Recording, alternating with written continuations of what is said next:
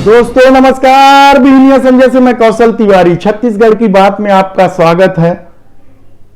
छत्तीसगढ़ में संघ के प्रमुख लोगों की बैठक चल रही है और जैसा कि तय था कि इस बैठक से क्या निकलेगा वह बात भी सामने निकल कर आ गई है। संघ ने कहा है कि अब स्कूल और कॉलेज में हिंदुत्व की पढ़ाई होनी चाहिए और इसे लेकर वह काम करेगी। और जब केंद्र में उनकी सत्ता है तो कोई बड़ी बात नहीं है कि शिक्षा नीति में इस तरीके के बदलाव किए जा सकते हैं। यह संघ की ने जो बाहर आकर कहा वह है, लेकिन भीतर खाने में सत्ता और संगठन के बीच जिस तरीके से रार होने की बात, तकरार होने की बात सामने आई है, वह भी भाजपा और संघ के लिए अपनी अपनी जगह, अपने अपने अस्तित्व को लेकर चुनौती बना हुआ है। दूसरी तरफ छत्तीसगढ़ में भाजपा की बुरी स्थिति को देखते हुए केंद्रीय भाजपा ने सब कुछ बदल दिया है।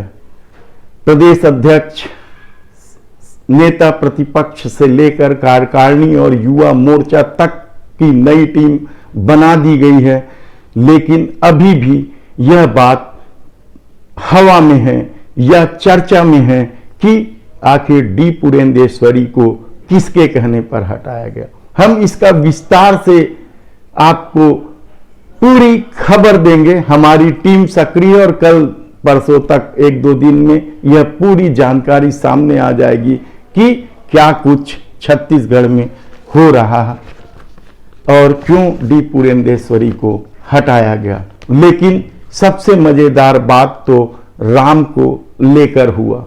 भूपेश बघेल छत्तीसगढ़ के मुख्यमंत्री ने कल जब कहा कि अब तक राम के नाम पर राजनीति की जाती है, गाय के नाम पर राजनीति की जाती है, लेकिन काम नहीं करते हैं।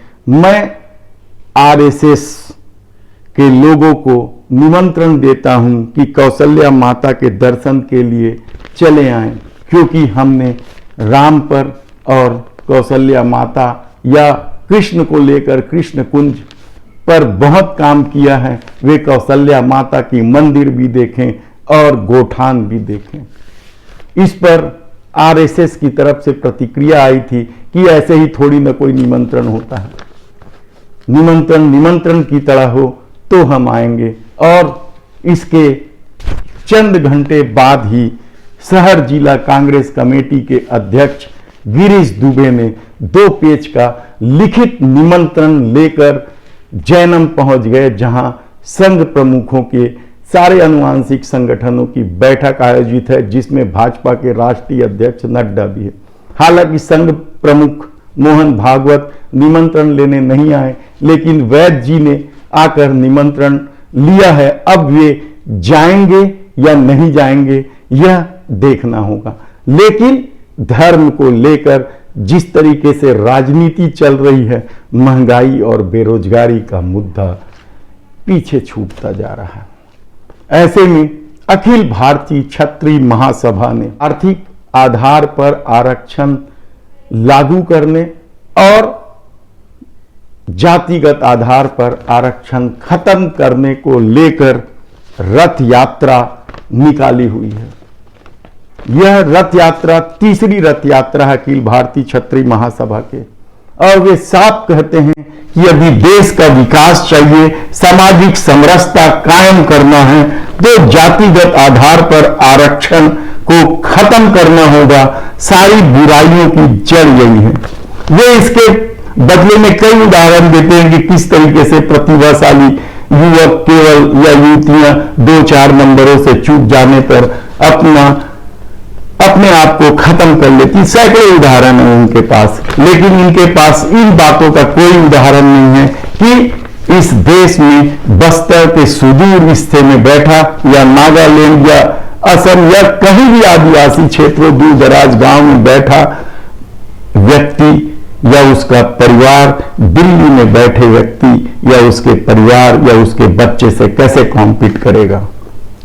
इस बातों का भले ही कोई जवाब नहीं हो, लेकिन ये अपनी यात्रा अनवरत जारी रखना चाहते हैं और उनका कहना है कि उनके कारण ही 10% आर्थिक आधार पर आरक्षण इस देश में लागू हुआ है। अखिलेश सिंह उपाध्यक्ष हैं इस क्षत्रिय महासभा के। महेंद्र सिंह तंवर स्वयं आए थे और उन्होंने तो बहुत कुछ कहा कि किस तरीके से देश में जातिगत आरक्षण की वजह से विवाद की स्थिति है। एपी सिंह राष्ट्रीय उपाध्यक्ष हैं और सुप्रीम कोर्ट के वकील हैं। उन्होंने तो कहा कि इस मामले में न्यायालय का भी दरवाजा खटखटाया जा रहा है और क्या कुछ हो सकता है यह भी देखना है। इस यात्रा में बहुत सारे लोग थे जिन लोगों ने अपने यात्रा के उद्देश्य की पूरी जानकारी दी। देखना है कि इस यात्रा का परिणाम क्या होगा, क्योंकि यह तीसरी यात्रा है और कई हजार किलोमीटर यह यात्रा हो चुकी है।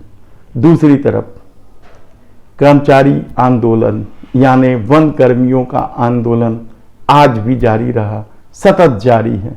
1 महीने से ऊपर हो गए हैं। भूपेश सरकार ने नियमितीकरण का वादा किया था और उसी वादा को निभाने की मांग करते हुए अनियमित वन कर्मचारी पिछले 1 माह से आंदोलनरत हैं।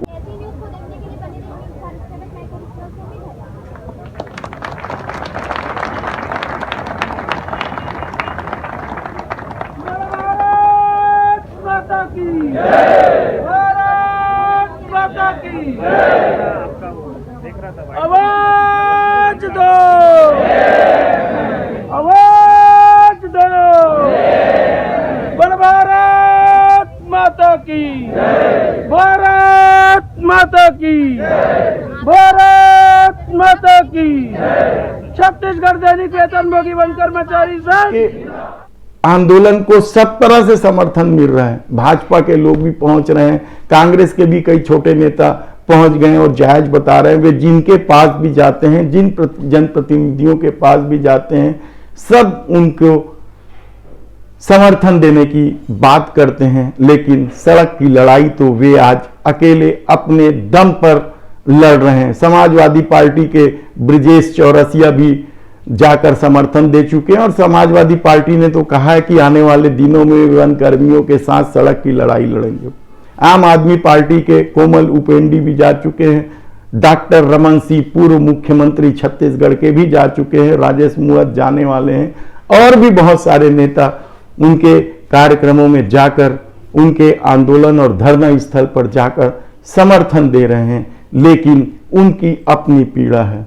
गंदगी और इस भरी बरसात में परिवार को घर में छोड़कर जिस तरीके से आंदोलनकारी सड़क की लड़ाई लड़ रहे हैं और सरकार उनकी तरफ देख भी नहीं रही है, ये उनकी अपनी पीड़ा है।